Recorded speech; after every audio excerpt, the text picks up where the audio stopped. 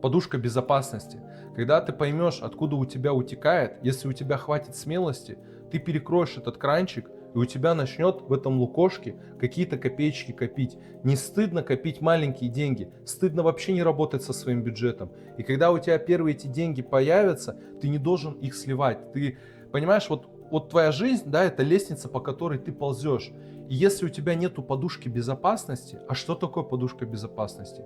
У тебя есть фиксированные расходы. Вот, например, если я задаунгрейжусь, у меня 30 тысяч стабильно нужно, вот они должны быть, 30 тысяч, не меньше, 30-40 тысяч, примерно такая сумма. То есть я должен эту сумму умножить на 3-6 раз, то есть 3-6 месяцев. То есть у меня должно быть около 90-200 тысяч минимально эта сумма должна лежать.